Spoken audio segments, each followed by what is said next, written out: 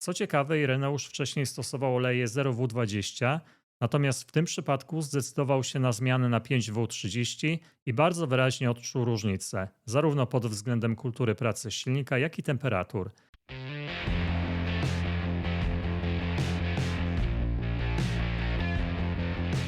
Witajcie w kolejnym odcinku na kanale R2D.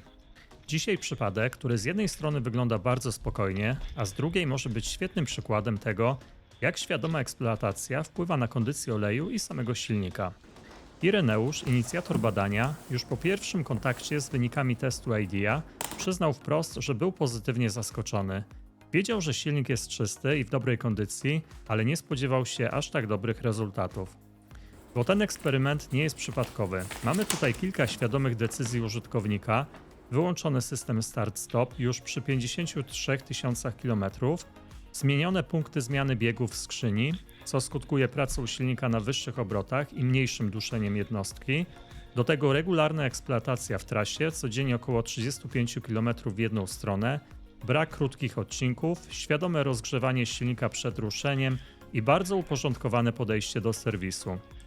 Do analizy trafiły dwie próbki oleju Ravenol SMP 5W30, świeże oraz przepracowane dokładnie po 10 tysiącach kilometrów. W przesyłce znalazł się również dodatek do oleju, którego jeszcze na kanale nie było. To wprowadza dodatkowy kontekst, bo oprócz samego oleju mamy tutaj też wpływ modyfikatora tarcia, który według deklaracji użytkownika potrafił znacząco ograniczyć zużycie oleju w innym samochodzie. W jakich proporcjach został użyty ten dodatek, odnajdujemy w notatkach, które dołączył Ireneusz.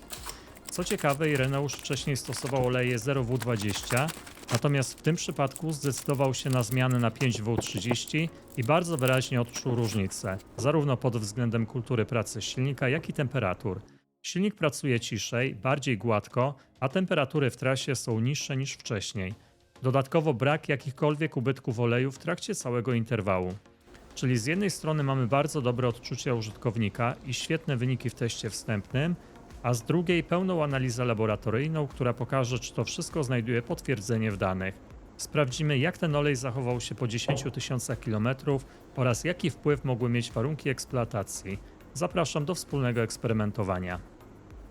Przechodzimy teraz do tej części odcinka, w której prezentuję podstawowe informacje o samochodzie, użytkowniku, zastosowanym oleju oraz sposobie jego eksploatacji. Na ekranie macie pełną tabelę, widać tam szczegóły dotyczące samego auta, czyli jego markę, model, parametry silnika, rodzaj wtrysku, czy obecność filtra cząstek stałych i ogólny przebieg. W drugiej kolejności widzimy podstawowe informacje o właścicielu i jego podejściu do serwisowania, gdzie mieszka, jak często stara się wymieniać olej i czy przy tym bierze pod uwagę nie tylko przebieg, ale też czas, czyli liczbę miesięcy.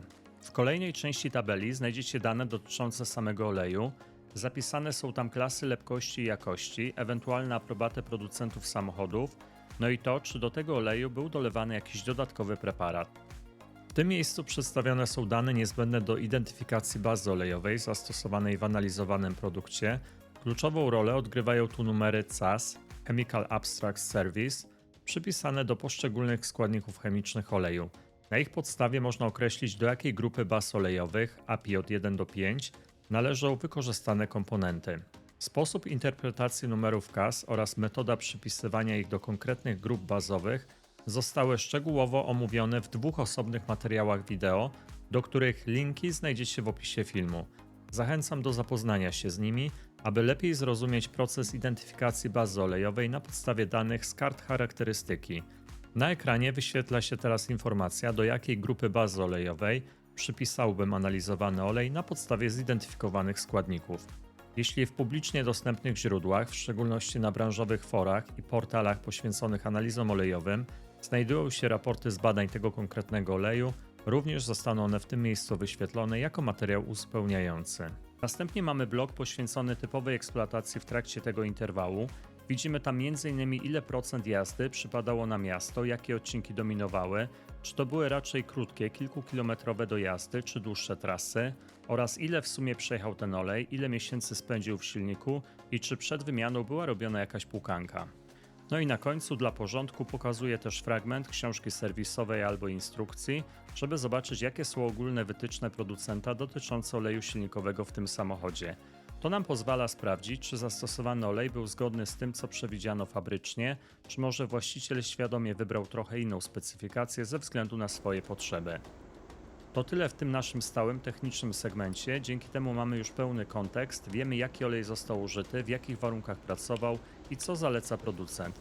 Dzięki temu łatwiej będzie później zinterpretować wyniki badań, które za chwilę Wam pokażę. Przechodzimy do badań laboratoryjnych. Najpierw pomiar oleju świeżego, w drugiej kolejności próbka oleju przepracowanego. W tle podczerwień. Zapraszam do wspólnego eksperymentowania.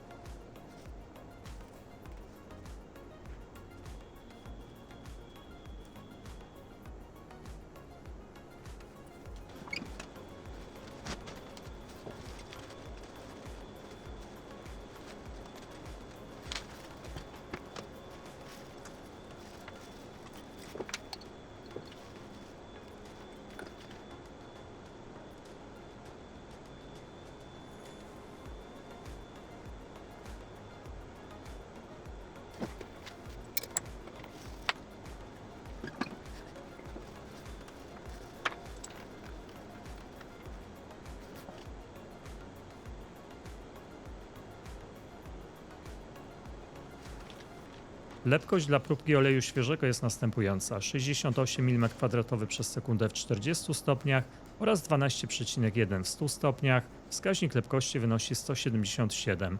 Porównujemy ten wynik z deklaracją producenta. Lepkość w 40 stopniach jest około 3% niższa od zadeklarowanej, lepkość w 100 stopniach jest około 1% wyższa od deklaracji. Wskaźnik lepkości w badaniu wychodzi około 6% wyżej niż w deklaracji. Zgodność wyników na umiarkowanym poziomie. Przechodzimy do pomiaru lepkości oleju przepracowanego. Zapraszam.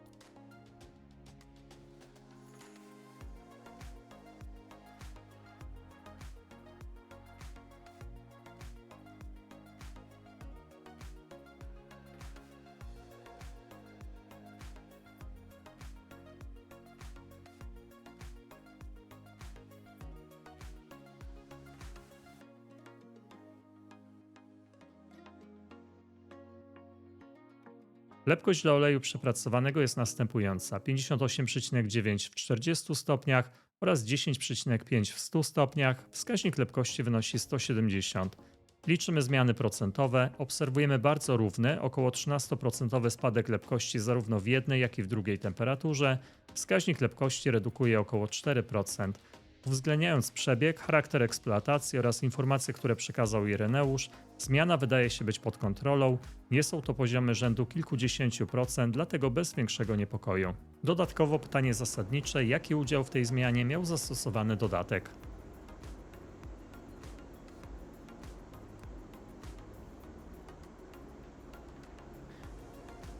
Przechodzimy do kolejnego etapu badań, test bibułowy. Użyjemy testu IDEA od MCU oraz testu wewnętrznego R2D w opcji z 3 bibułami. Zobaczcie, jak wyglądała aplikacja kropli na test oraz kilka zdjęć zrobionych po określonym czasie.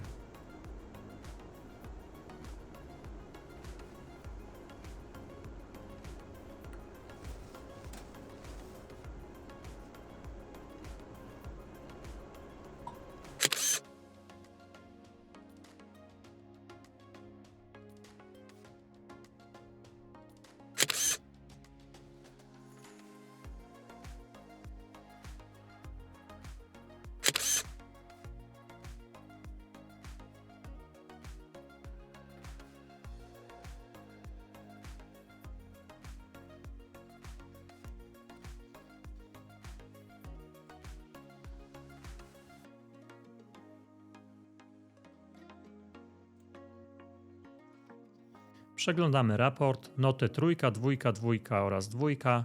Komentarz, proces spalania oraz stan oleju są oceniane jako dobre, co sugeruje, że silnik jest stosunkowo nowy lub był właściwie eksploatowany i serwisowany.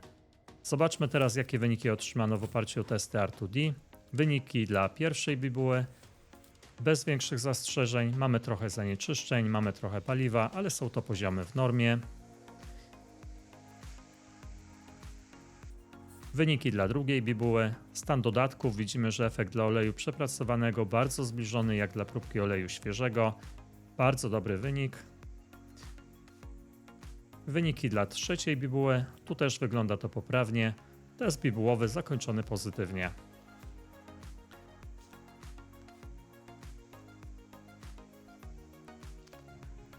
Przechodzimy do podczerwieni. Rejestrujemy widma.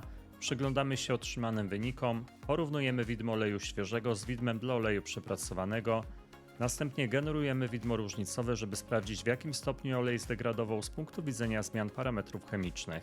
W podczerwieni ogólnie również bardzo dobre wyniki, nie doszukuje się tutaj żadnych alarmowych wskazań, wszystko pod kontrolą. Co ważne, część tych zmian może być pochodną zastosowanego dodatku.